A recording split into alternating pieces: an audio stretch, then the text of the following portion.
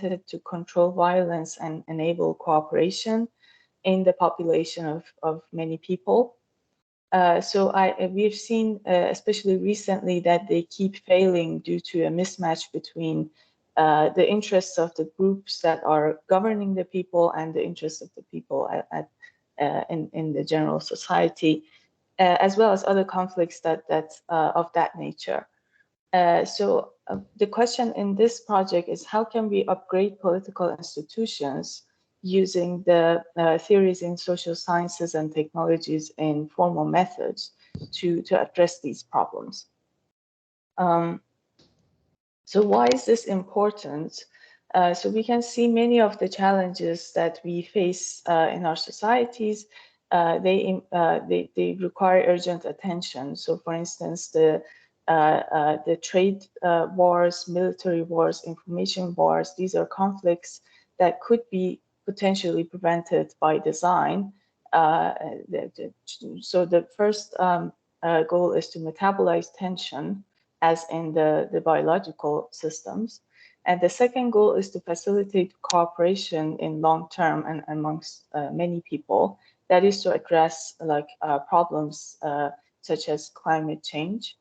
And you can see on the right the table that kind of compares the organisms, animals, with societies, and they have a general, they share a general a structure. They have regulative system, which is the focus of this presentation. Because we don't have a lot of time, I'm going to skip the rest of that to get to the how.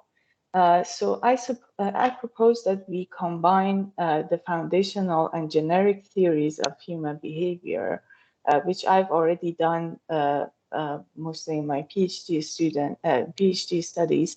I have combined a theory of human relations called the relational models theory, which provides the alphabet of relations. So you could think of these as analogous to DNA bases. So this gives us the building blocks of the relations. And then we have the transformations of relational types, how a relational type is going to be transformed into another one. So this could be analogous to a DNA sequence changing to another. And so we can put these two together to get a complete picture of how relations combine together and how they change over time. And then from the other side, we have theoretical advances in artificial intelligence and formal methods. So basically, swarm systems don't have any central control. And to make sure that they behave in a way that is expected, you have to you have to be very careful and design protocols that have safety measures in case something goes wrong and so on. And there are formal methods that you can verify and check that these requirements are satisfied within a protocol that you have devised based on certain assumptions that come from the social sciences side in our case, and verify that your protocols are basically doing what they're supposed to do. And so we can use these methods that are usually used in safety critical systems like spaceships and airplanes and those kinds of things, and nuclear reactors and things. And we can use them in this context as well, as long as we have a theory of human behavior underneath it. So this is general purpose methodology. And then we can, for practical purposes, in order to actually implement those protocols that are distributed without any human operator, we can use blockchain-based systems that already exist and have been implemented.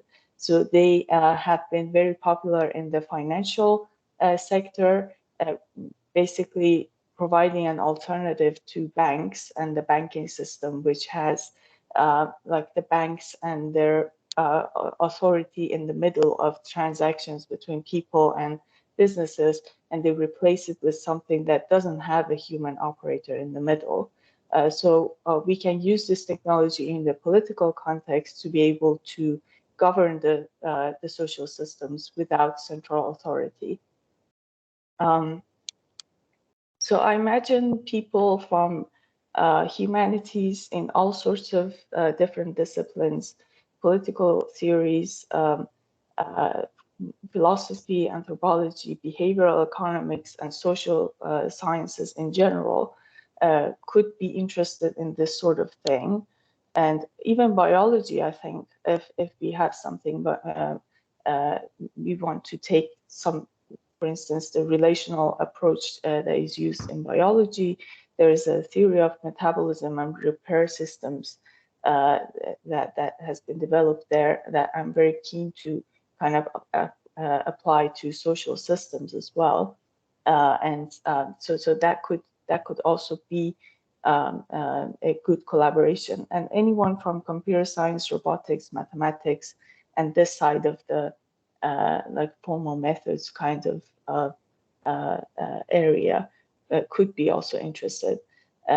So I think that this is a very interdisciplinary project that requires a collaboration that is not like you do some part and you give it to somebody else and they kind of take off and do their own thing. So I think the collaboration is going to be much more integrated and closer than usual. And I would love to hear from interested people who want to kind of discuss this further. There's no commitment at this point. It's just discussion. And I thought that it would be a good idea to present this here. So I just stop there. And if you have any questions or any thoughts, please let me know.